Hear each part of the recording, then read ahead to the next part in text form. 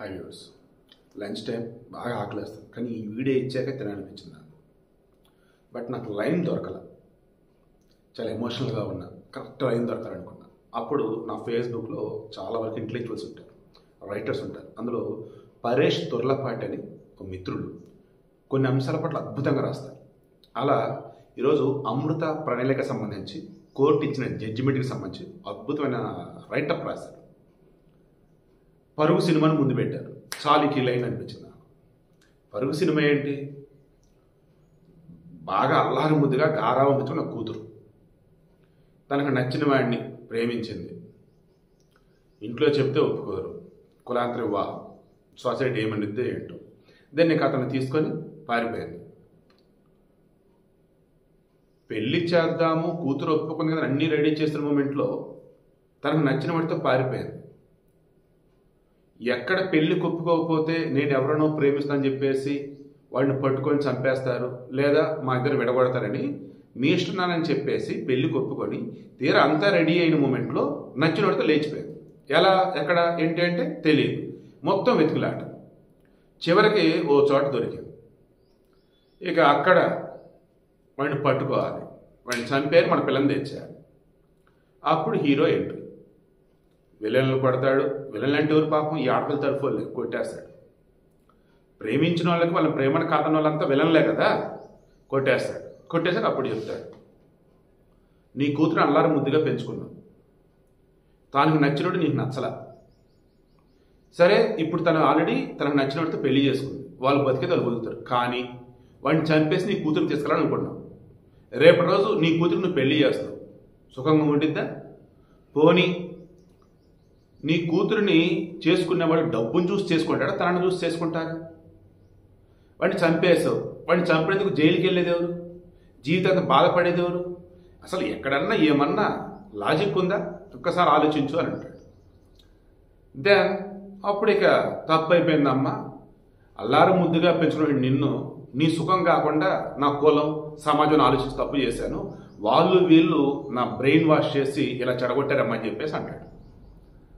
అదే సమయంలో తన రెండో కూతురు ఈ హీరోని ప్రేమించింది. ఇక ఏమైంది ఏంటి కథ అంతా మీకు తెలిసింది. ఇప్పుడు నేను చెప్పేది ఏంటంటే, మారుతిరావు అనబడే వ్యక్తి తన కూతురు అమృత, ఒక్కనొక కూతురు, కోట్ల ఆస్తి. సరే, వాళ్ళు ఓసి, అవతల పిల్లడిది ఎస్సీ, చదువుకున్న వాళ్ళే, ఫ్యామిలీ మంచిదే, పర్లా పెళ్లి చేసుకున్న సంతోషం బతకగలుగుతారు.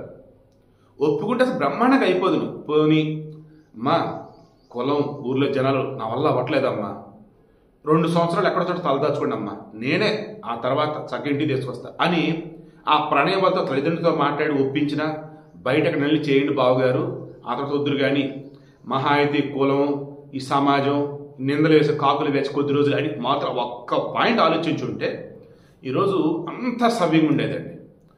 అమృత ప్రణయ్ కాస్త ఈరోజు అమృత వర్షిణి అయింది. కానీ ఆ ప్రణయ్ లేడు, ప్రణయ్ తల్లిదండ్రులకు ప్రణయ్ లేడు, అమృత కొడుక్కి ప్రణయ్ లేడు, అంటే దాని నాన్న లేడు, అమృత యొక్క తండ్రి మారుతిరావు లేడు. మీకు అర్థమవుతుందా? ఇక్కడ ఒక అమ్మాయి యవ్వనంలో ప్రేమలో ఉండి ప్రేమే జీవితం అనుకొని తాను తీసుకున్న ఒక నిర్ణయం ఈరోజు ఎంతమందిని జైలు పాలు చేసింది, ఎంతమంది జీవితాలు లేకుండా చేసింది. ఈ పాయింట్ తీసుకుందామా? లేదు, ఓ తండ్రి సమాజానికి తనను ఒక బానిసగా ఉంచేసుకొని, కులానికి తనను ఒక బానిసగా ఉంచేసుకుని వాళ్ళు ఏం చెప్తా చేయాలంటే చేసేసి ఇలా చేసాడని చెప్పేసి ఇలా అనుకుందామా? మీరు ఆలోచించండి. లవర్సా, పెద్దవాళ్ళ, పేరెంట్సా, పిల్లల? మీరు ఆలోచించండి. ఈరోజు అమృత వచ్చేసి తన కొడుకుతో చక్కగా రీల్స్ చేసుకుంటుంది, సబ్స్క్రైబర్లు పెరుగుతున్నారు, వ్యూవర్స్ పెరుగుతున్నారు, అండ్ ఫాలోవర్స్ పెరుగుతున్నారు. తను బయట యాడ్లు అవి చేసుకుంటుంది, ప్రమోషన్లు అవి చేసుకుంటుంది, హ్యాపీగా బతికిస్తాను, నచ్చిన లైఫ్ లీడ్ చేస్తుంది. కాకపోతే పక్కన ఒక తోడు లేడు, ప్రణయ్ లేడు. ఆల్రెడీ వయసు కూడా చిన్న వయసే. కొన్ని ఎవరైనా చేసుకుందామంటే ఈ సమాజం ఒప్పుకునేటట్లేదు. బట్ ఐఎమ్ షూర్ ఏదో ఒక రోజు ఆమె ఒక మంచి అతను చేసుకోవాలని కోరుకుంటూ ఉన్నాను. అండ్ మారుతిరావు అమృత తండ్రి చనిపోయాడు, 2020 ఆత్మహత్య చేసుకున్నాడు. ఇన్సిడెంట్ జరిగింది 2018లో సెప్టెంబర్లో.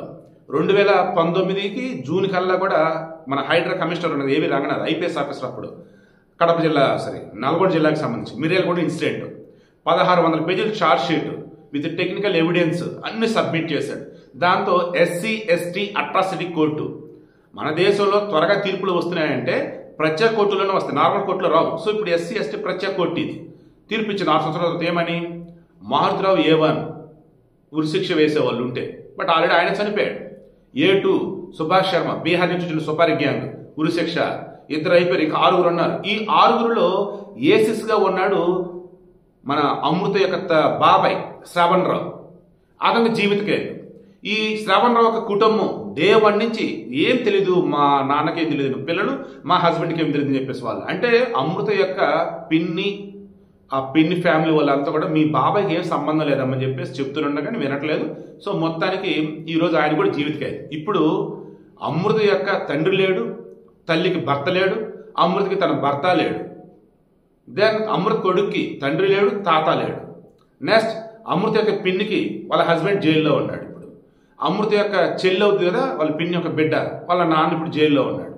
నెక్స్ట్ ఈ సుపారీ గ్యాంగ్ అంటే తెలిసిందే, వాళ్ళ బతుకులు ఎంత అనుకుందాం. ఇక వేరేలో సుపారీ ఇచ్చిన వాళ్ళు, కార్ డ్రైవర్లు, ఇప్పుడు వాళ్ళంతా బలిపోస్తుంది, ఇప్పుడు అంతా జైల్లోనే ఉన్నారు. ఈ వీడియోకి మెయిన్ ఇంటెన్షన్ చెప్పనా, ప్రేమించడానికి మనసు కావాలి, సంసారం చేయడానికి మనసు కావాలి, సెక్స్ చేయడానికి కూడా మనసే కావాలి అని నేను నమ్ముతా. కొంతమంది అవన్నీ ఎందుకు, ఆ కాసేపు కోరికలు తీర్చాలనుకుంటా ఉంటారు. ఇన్ని నమ్మినట్టు నేను పెళ్ళి అనగా నేను నమ్ముతాను తెలుసా, కుటుంబం కావాలి.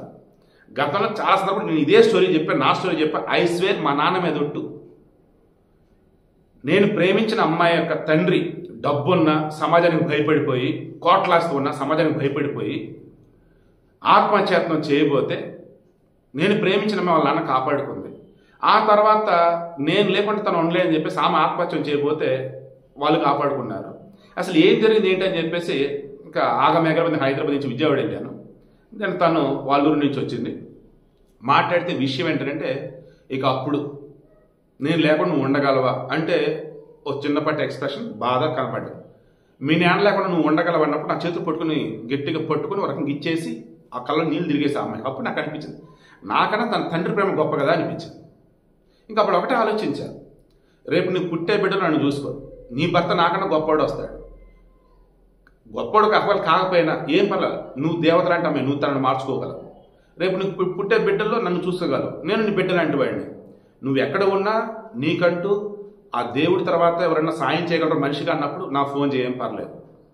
బట్ ప్రేమ అంటే కలిసి బ్రతకడమే కాదు, దూరంగా ఉన్న సంతోషం ఉండటం అని చెప్పేసి ఆ రోజు వాళ్ళ నాన్న వాళ్ళ కుటుంబాన్ని ఒక రకంగా కాపాడుకుని ఈరోజు బాగానే ఉన్నారు. ఇప్పుడు దాకా ఎందుకు చెప్తున్నాను, మనం ఎప్పుడైనా సరే ఆలోచించాల్సింది, పెళ్ళి అన్నప్పుడు 2 కుటుంబాలండి. పెళ్ళి అంటే 2 కుటుంబాలు, సమాజం, ఇది కదా ఆలోచించాలి. ఏ కాడికి ప్రేమ అంటే మందే, పెళ్ళి అంటే మందే, కాపురం అంటే కాపురం మీదేరా బాబు. రేపు పిల్లలు పుట్టాక సమాజంలో ఎదగాలన్నా మీదైతే ఏదైనా సరే ఒక లెక్క అనేది ఉంటుంది కదా. సో ఇక్కడ కూడా మారుతిలో ఏ మాత్రం కొంచెం పాజిటివ్ ఆలోచించిన, సమాజం ఏముందిరా, ఎంతమంది పెళ్లి చేసుకోవట్లేదురా, కులాంతర మహిళలు ఎంతమంది చేసుకోవట్లేదురా అని నేను అనుకున్నా. నాకున్న డబ్బుతో ఈరోజు ఎవడైతే వేలు వంక పెడుతున్నాడో వాడిని పిలిచి శాబాష్ అనిపించుకుంటానంట. నేను నా కూతురు, నేను అల్లుడిని ఆ రకం చూసుకుంటాను నేను అని అనుకున్నా. అంత బాగానే ఉండేది. పోనీ అమృత కూడా సరే, మా ఇంట్లో ఒప్పుకోవాలా, ప్రణయ్ మనం పెళ్లి చేసుకున్నాం, బట్ ఊర్లో మా నాన్న వాళ్ళు రకరకాల మాటలు ఉంటారు, మనం ఇక్కడ హడావుడి చేయొద్దు, వేరే చోటుకి వెళ్ళి దూరంగా వెళ్ళి బతుకుదాం, కొనాలి అంతా సమస్య పోయాక మనకు బిడ్డ పుట్టాక అప్పుడు వద్దాం. ఆ అమ్మాయి అనుకున్నా వేరేలా ఉండేది. పోనీ ప్రణయ్ ఆలోచించినా బాగానే ఉండేది, పోనీ ప్రణయ్ పేరెంట్స్ ఆలోచించినా బాగానే ఉండేది. ప్రతిదీ కూడా ఇక్కడ ఎలా ఉందంటే, సినిమాల ఎఫెక్ట్, సొసైటీ ఎఫెక్ట్, ఇన్ని ఎఫెక్ట్స్ ఉన్నా కానీ వీళ్ళు పట్టించుకోలేకపోయారు. చివరికి ఏమైందండి, ఈరోజు ఎవరికి ఎవరు మిగిలారు అండ్ ఎవరి కుటుంబాలు రోడ్డును పడ్డాయి, ఎవరు సంతోషంగా ఉన్నారు. లాస్ట్ ఒక ముక్క చెప్పి క్లోజ్ చేస్తా. ఆమె అమృత ఒకనొక సమయంలో ఆ బాధలోనో ఫ్రస్ట్రేషన్లోనో మరి ఆ రోజు మరి ఎందుకు అలా అందరికి నాకు తెలియదు, ఇప్పటికి నేను ఆలోచిస్తూ ఉంటాను, ఎందుకు ఈ అమ్మాయి ఇలా ఉంది, ఎంత బాధలో ఉన్నా సరే పేరెంట్స్ ఎంత తక్కువ చేస్తే అనిపించింది. మా అమ్మ మా నాన్న శారీరకంగా కలిశారు, దానివల్ల నేను పుట్టాను అని ఆ అమ్మాయి మాట్లాడిన మాట ఏదైతే ఉందో, దయచేసి పాపం ఆ రోజు ఆ అమ్మాయి బాధలో అట్లా మాట్లాడితే నేనే చెప్పాను. ఈరోజు ఆ అమ్మాయి అట్లా ఫీల్ అవ్వట్లేదు. అందుకే కదా వాళ్ళ అమ్మ ఆ అమ్మాయి పిల్లోడు కలిసి ఉంటారు కదా, నాకు తెలీదు. ఇందాకే ఇన్స్టాగ్రామ్ ఓపెన్ చేసి చూశారు, మన ఎవరు కామెంట్ పెట్టారు, అమృత ప్రణయం లేదు, అమృత వర్షణ ఉంది, పేరు మార్చుకుంది, హ్యాపీగా బిందాస్గా బతుకుతుంది, స్టైలిష్ డ్రెస్లు అద్దని ఇదని. అది ఆ అమ్మాయి లైఫ్. ఆ అమ్మాయికి సంబంధించి ఎవరైతే ఇట్లా వంకలు పెట్టారో, పిచ్చి పిచ్చిగా మాట్లాడారో వాళ్ళ మీద కేసులు కూడా అయినాయి. సో ఓవరాల్ ఇప్పుడు ఈ అమ్మాయి హ్యాపీగా ఉందా అంటే చూస్తానికి బాగానే ఉన్నట్టుంది, హ్యాపీగానే ఉంది. అండ్ మధ్యలో కోరినట్టు స్టార్టింగ్ కోరినట్టు ఖచ్చితంగా ఈ అమ్మాయిని అర్థం చేసుకున్నవాడు ఖచ్చితంగా ఒకటి వస్తాడు. ఆ అమ్మాయికి నచ్చితే యాక్సెప్ట్ చేసి హ్యాపీ లైఫ్ లీడ్ చేయాలి. ఇక వాళ్ళ పిల్లోడు ఎవరైతే ఉన్నారో అమృత ప్రణయ్ పుట్టిన పిల్లోడు, ఆ పిల్లోడితో రీల్స్ చేస్తూ హ్యాపీగా లైఫ్ లీడ్ చేస్తుంది. ఆ పిల్లోడు వాళ్ళ అమ్మమ్మ దగ్గరికి వచ్చింది, వాళ్ళ అమ్మ దగ్గర ఉన్నారు. ఇప్పుడు అంతిమంగా ఏంటి, వయసులో ఉన్నప్పుడు తొందరపాటుతో మనం తీసుకుని కొన్ని నిర్ణయాలు ఇంత దూరం పట్టుకొస్తాం. తర్వాత మన పెద్దరికంలో ఉన్నాము, మన చుట్టుపక్కల వాళ్ళు వచ్చేసి మనం ఏ చిన్న తప్పు చేస్తారో వాళ్ళు వేలు పెట్టి అన్న రకాలుగా వంకలు పెడతా ఉంటారు. మనం 10 మందికి ఆదర్శంగా నిలబడాలి. ఇంత కష్టపడి ఎంత సంపాదించి ఒక చేత మాట్లాడించింది ఏంటి, మన పరువు కారణం వాడు వాటా వాడిని చంపేద్దాం, అదే దాన్ని చంపేద్దాం అని ఈ పరువు హత్య గురించి ఎవరైతే ఆలోచించుకునే ఉన్నారు, మీ జీవిత నాశనం, అవతల జీవిత నాశనం, మీ కుటుంబ సభ్యుల జీవితం కూడా నాశనం లేదు. ఇది మాత్రం గుర్తుంచుకోండి. మారుతిరావు లాగా ఆలోచించే వాళ్ళైనా, అమృతలాగా ఉండేవాళ్ళైనా, ఇంక్లూడింగ్ ప్రణయ్ ఫ్యామిలీ అంతా కూడా మీరు ఆలోచించుకోవాలి. ఈరోజు ఒకటండి, ఒక సమస్య అనేది ఉంది అక్కడ మనకు కనిపిస్తుంది. ఆ సమస్య సొల్యూషన్ వెతుక్కోవాలి. ఏదైతే అదేంద్రా చూసుకుందాంరా అని గనక మొండిగా కనుక ఉంటే ఇలా ఎన్నో ఘోరాలు వినాల్సి ఉంటుంది.